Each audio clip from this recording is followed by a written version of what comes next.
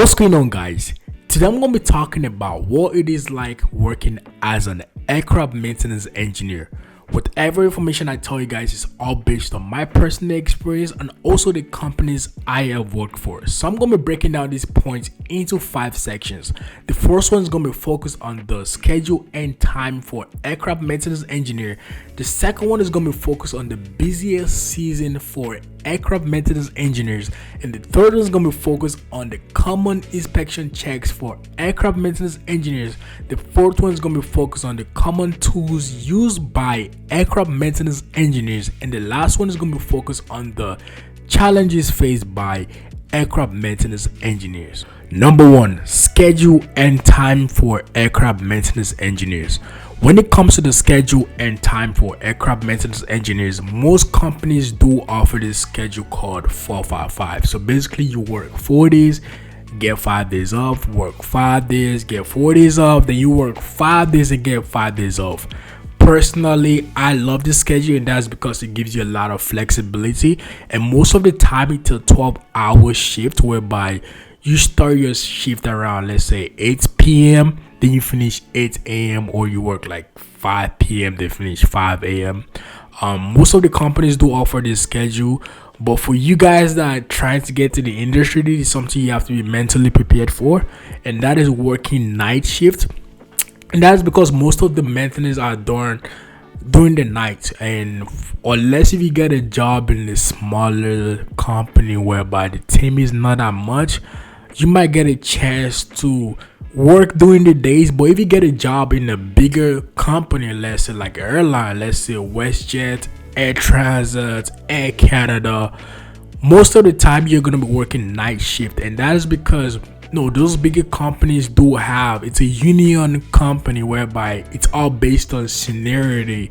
So the older guys that have been in the company for a long time do get the better schedule, and the younger guys kind of get the graveyard schedule. And I wished I knew before I got into the industry, and that's not because I don't like working at night. I actually do love working at night, but it kind of makes you more mentally prepared for working night shift. And I'm talking about you're not going to be working night shift for only 1 year.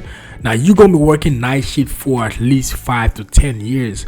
Although the money is good, but trust me, it's something you got to be ready for. So yeah, for you guys that wondering how the schedule is like for aircraft maintenance engineers, most companies do offer this schedule 4-5-5. I know some other companies do have their own schedule, but for most majority companies I do know offer this schedule called 4-5-5, and it's mostly night shift. So you got to be mentally ready for that, because you're gonna be working night shift for at least 5 to 10 years. Number 2, the busiest season for aircraft maintenance engineers. When it comes to the busiest season for aircraft maintenance engineers, it depends a lot on the company you work for. So for you guys that will eventually work for like a airline, you might find summertime the most busiest time, and that is because a lot of people are actually traveling more during summer.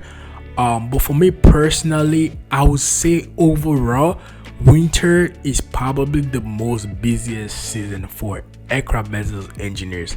And that is because, like I said, for most airlines, their peak time is during summer, but winter there's less flight. So what they do most of the time is they usually have their aircraft for C checks and D checks. And for you guys who know, C checks is like it's a really big check that is done by most MRO companies.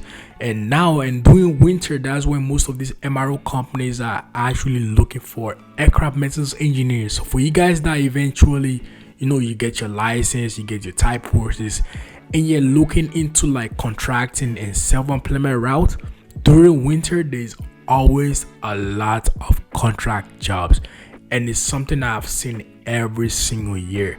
So for you guys that are wondering what season it's more busy, what season is the peak time for aircraft maintenance engineering, winter is always the best time and always the most busiest time for aircraft maintenance engineers. Number 3, common inspection checks. When it comes to the inspection checks for aircraft maintenance engineer, I would say personally it depends on the airline, the company you work for, and also the type of aircraft.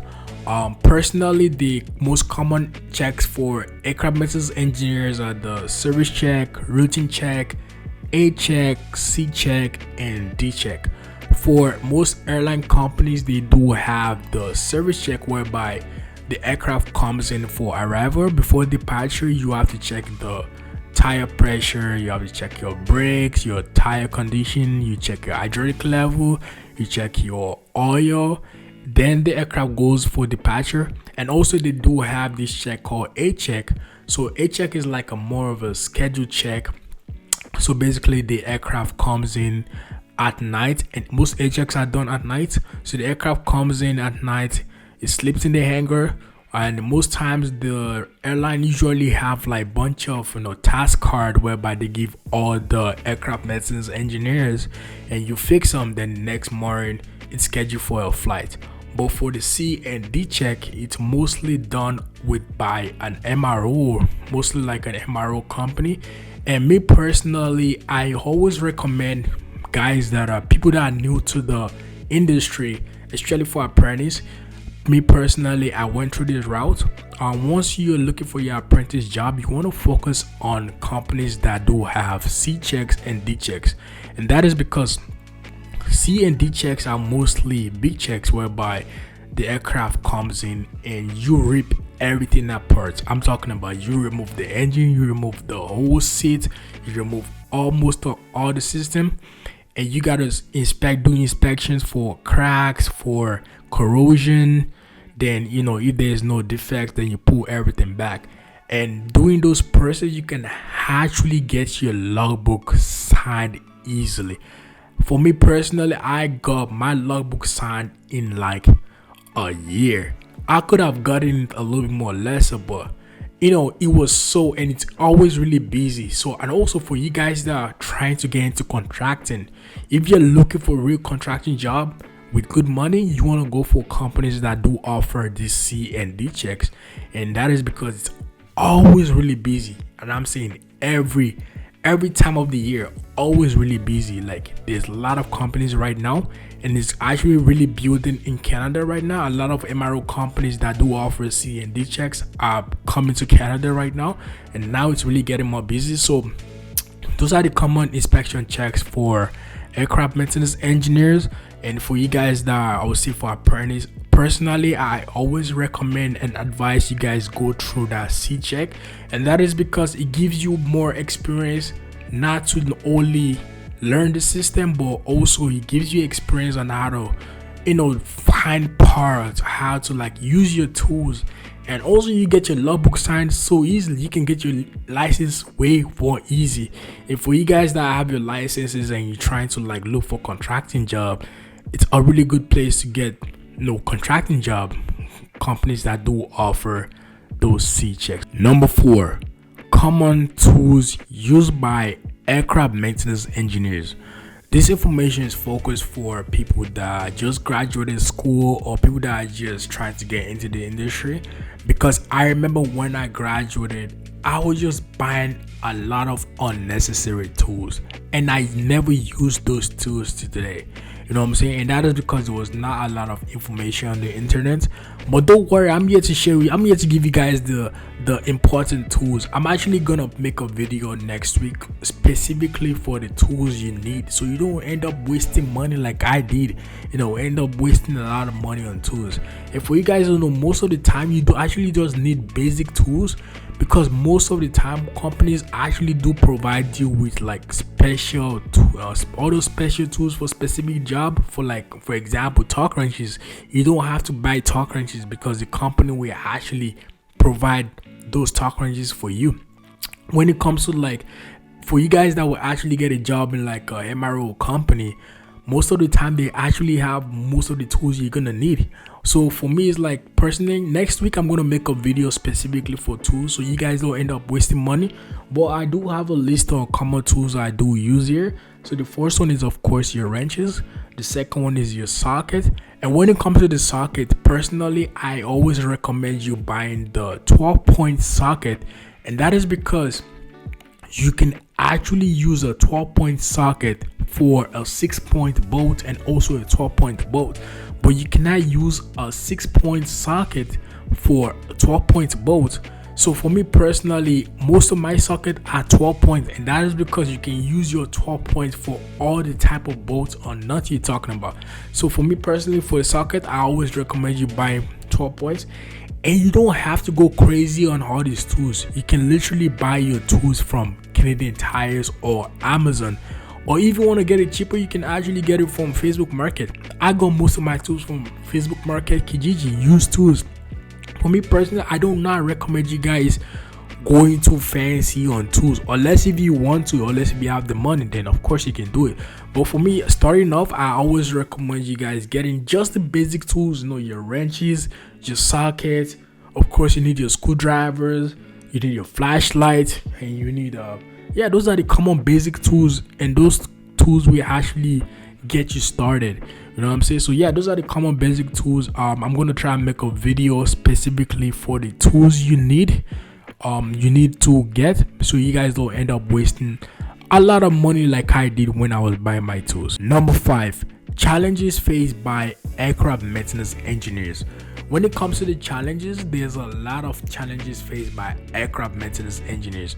I actually do have a video on my channel whereby I broke down the challenges faced by aircraft maintenance engineers. So if you're wondering, why don't you check out that video? But today I'm gonna give you guys the biggest and common challenges faced by aircraft maintenance engineers. The first one, of course, is the weather. For you guys that live in Canada, right? You already know how the weather is.